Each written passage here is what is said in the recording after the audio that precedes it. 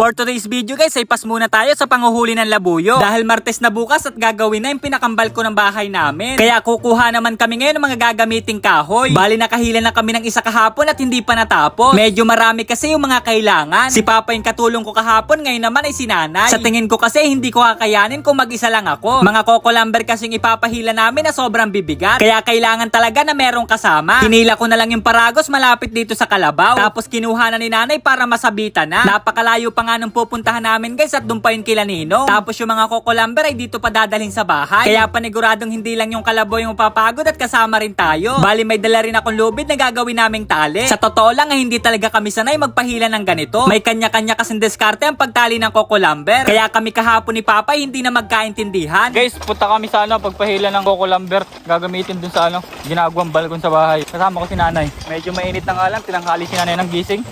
Ako ba?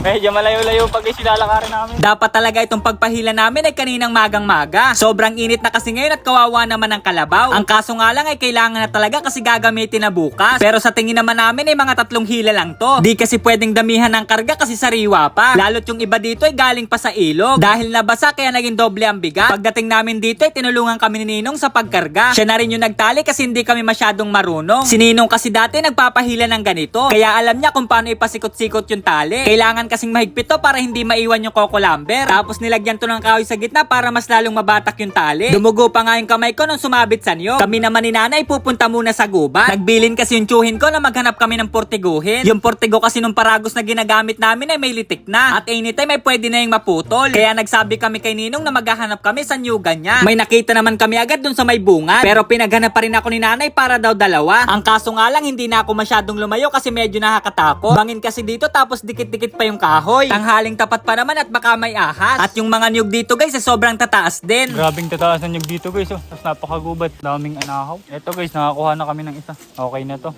Malaki-laki na naman. Kaya pagkatapos namin makakuha ay umahon na din kami. Tapos na rin talian ni Ninong yung mga coco lumber. Bale eto yung portigo na sinasabi ko sa inyo guys na may lamat na. Kaya yung kinarga namin ay sakto lang ang bigat. Baka kasi mamaya habang nasa daan ay biglang mabali. Di pa naman pwedeng gamitin tong kinuha natin kasi wala tayong gamit. Ang una namin pinahila yung mahahaba. 5 piraso to lahat pero 3 lang yung kinarga namin. Kahit konti lang yan kung titingnan ay pero sobrang bigat na yan. Kaya panay din ang pahinga ng kalabaw bago makauwi sa bahay. Dito na lang din namin to sinama sa unang hila. Hindi ko lang alam kung ikakabit na to bukas o papatuyuin pa. Ang alam ko kasi pinapatuyo muna yung ganito para mas maganda. Pero bahala na bukas, minamadali na din kasi yung balko namin. Pagbalik namin ng pangalawang hila ay tinawag ni Nanay si Ninong. Siya kasi ulit ang magtatali nitong kinarga namin. Kaya habang wala pa ay nagpahinga muna kami. Pero maya-maya lang ay dumating na rin si Ninong. Nag-iipon kasi siya guys ng mga niyog na mga nahulog. Pagkatapos si Tali ay hindi muna kami umalis. Humingi kami ng 1 timbang tubig para ipainom dito sa kalabaw. Pinaliguan na rin namin para matanggal yung pagod. Binigyan din kami nila Ninong ng mga saging. Balit tira lang to doon sa tinibanong nakaraan. Tapos yung mga sobrang hinog na hiningi ko na rin para ipakain sa ating ibon. Kaya pagkatapos nun ay umalis na din kami. Baka ito na rin muna yung huling hila namin ngayong araw. Naawa na kasi kami sa kalabaw at sobrang pagod na. Pero isang balik na lang naman yung natitira. Kaya kapag nasipag kami mamaya or bukas ay balikan na rin namin. Medyo ipapahinga lang namin ng konti yung kalabaw kasi mainit na. Bali may iksi na lang naman yun nandun guys at yung mahabay natapos na namin. Dinami-damihan na kasi namin itong pangalawang hila. Kaya pagdating namin dito inawasan na yung kalabaw. Pahinga na rin muna tayo kaya hanggang dito na lang muna for today's video. Bye-bye! Tuping kasi sa akin!